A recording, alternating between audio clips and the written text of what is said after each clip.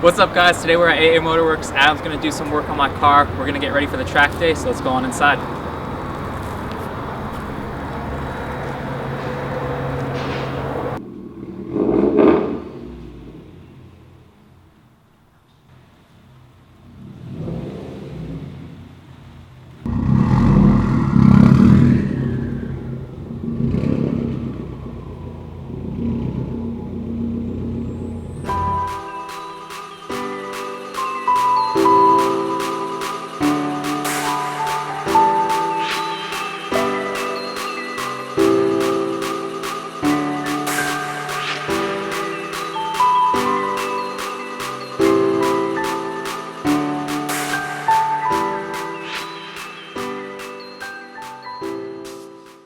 Hey, this is Adam at AAMotorworks, doing a little track prep on Clint's WRX. First things first, you always want to just make sure your fluids are topped off, power steering. Make sure it's at the cold or the hot, whatever you're at, max line. You're going to want to make sure all your charge piping is tight. Your warm drive clamps, hit them real quick, don't over tighten them, don't break a clamp, because then that's going to ruin your whole day, because, well, you got to do more work. You want to make sure your belts are in good condition, that way you don't throw a belt on track. Make sure they're not cracked. You want to make sure your intake tubing, all those track piping's all tight. Make sure to inspect all your vacuum lines and boost lines for your turbocharger. He has zip ties we put on his 3-port during that first installation. You want to make sure there's obviously no fuel leaks or any cracked hosing. Obviously if you have a newer car, you're more than likely not going to have any cracked tubing. Inspect your radiator real well. A lot of times working with these newer ones, you don't see any splits, but on older WRXs and STIs, if you're running a stock plastic radiator, you'll see that they'll split. Obviously, if you split a radiator on track, you're either gonna overheat or it's gonna be catastrophic. Yeah, obviously Clint's car, as you can tell by his YouTube, it's always super clean, and everything's always looked over very carefully. But if you have any doubts, just do things right. There's a lot of online checklists for track prep inspections, and even if you have a shop do it, because you need to have a shop do it for a lot of these organizations, it's still good to just go over it yourself. And that's the biggest piece of advice. As far as under the hood, yeah, just make sure all your your strut tops, all your hats, all the hardware's torqued. If you have camber plates, make sure that all the fasteners for your camber plates to your pillow balls are all tight. Brake fluid is topped off. Make sure your battery's tight, that's a good one. And yeah, that about does it for under the hood.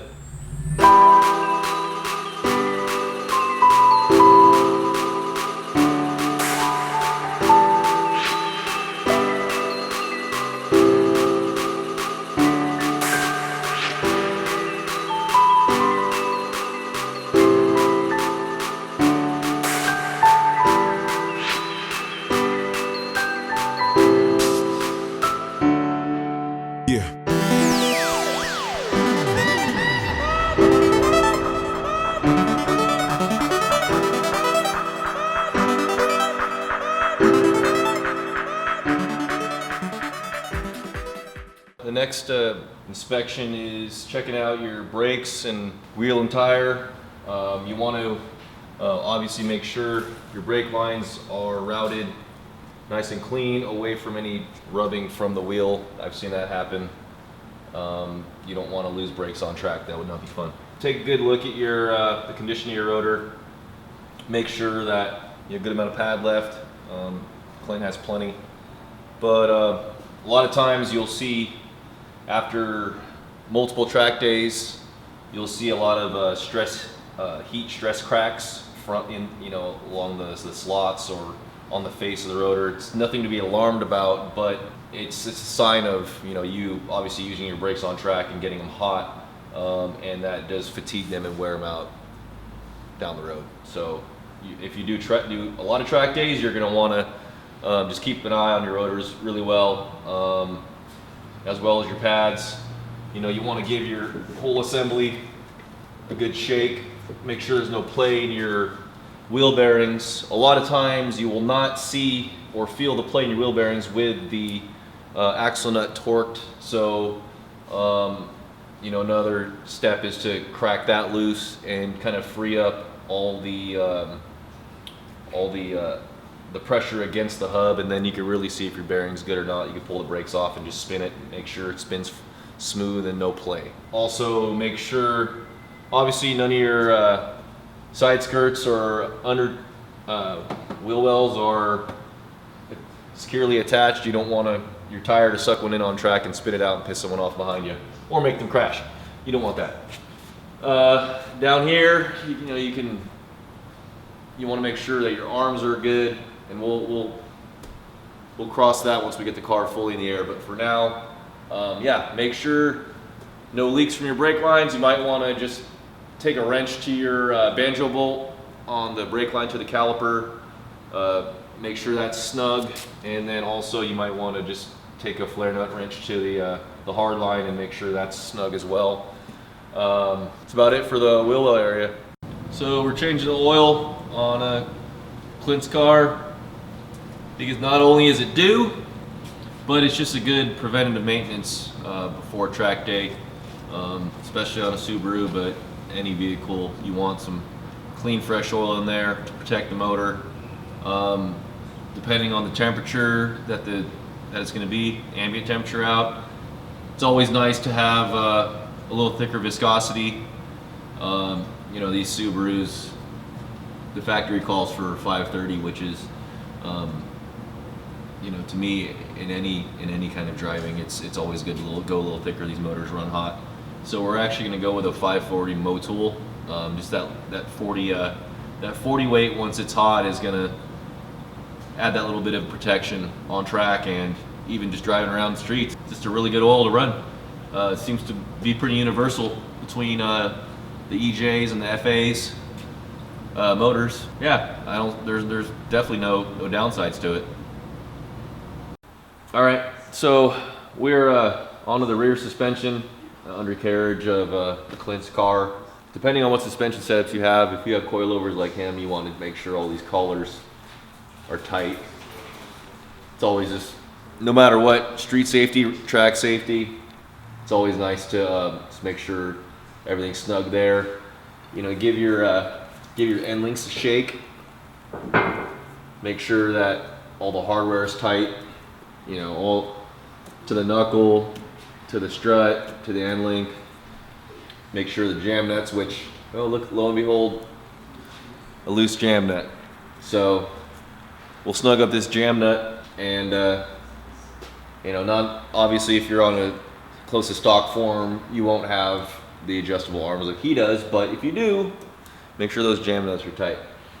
You're going to want to look at your condition of your rear diff. Make sure it's not leaking.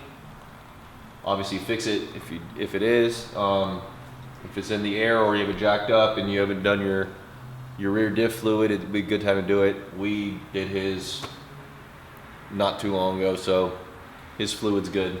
You know, give your sway bar a shake. Make sure your sway bar is nice and snug. Check the hardware on that. Yeah, it's a good time to look at your exhaust. Make sure that your exhaust is snug, no hangers are ripped or broken. You know, he has a diffuser, and make sure your diffuser is securely fastened. And then, you know, give your axle boots a look. That's also another thing. Just look at your axle boots. Usually the rear on a Subaru, you're not going to see bad boots on the back. You want to look at your toe arms, or any of your suspension linkage for that matter. Give everything a shake. Everything should be tight, but if it isn't, tighten it up or figure out why it's not. So you got to hold that one in place. That's right. Hold that one square, and then Here we are with this, checking tires. Tires is a very important thing. That's what's touching the track. You want to give it a good skim over. If you have a glove on, check the tire out, feel the tread, see how it's wearing. If you have fresh tires, well, you're not going to feel much. But if you have a set of tires like Clint, it has a few, has a few miles on it. He does have a bit of camber, so you are going to notice the camber wear. On track, though, you will notice you'll have a lot more wear on the outer edge. You'll be standing the tire up a lot more, and standing him up will, quote unquote, wear him easily or evenly, and easily. So you just want to make sure, obviously, look through it all, feel it out. Make sure there's no foreign objects in there. If you do have any foreign objects, pull them out, see if they're leaking, fix them. His tires look good. His alignment we dialed in a while back, and it's always been pretty locked on. So yeah, just another thing to look at. Here we are with the tire pressure gauge. We're gonna go ahead and check Clint's pressure. He's at 33.5 cold. A good baseline to get to the track if you are driving the car to the track or you don't have an air tank or compressor. Bump it up to, 36 doesn't hurt. Well, we went a little over. 36 is a good pressure to start with, depending on track temps, and that tire temps is a whole big game. You definitely want to check your tire pressures and temps when you're after a session, after they're warmed up. Play with them a bit. If you don't have a pyrometer to check your inner, middle, outer to kind of see how your tire is heating up, you can also just feel it after a session and kind of get a feel for if you need to go lower or higher. If it's real hot in the middle, you might want to drop tire pressure a bit. If you're hotter on the outers and in the center, then you're going to want to bump up pressure a bit. It's a guessing game, but first and foremost, go out there and just have some fun. But you definitely will at least want to pay attention to your tire pressures and get a good feel on what's going on. Number one rule is always check your wheel torque. Since we pulled off the right or the left rear wheel, we will hit these lugs and make sure they're all tight. It's nice to actually have a torque wrench and not just kind of do it by feel. And yeah, I think that's rule number one with any organization. They're always going to make sure your wheels are torqued and you recheck them because, well, you don't want your wheel falling off.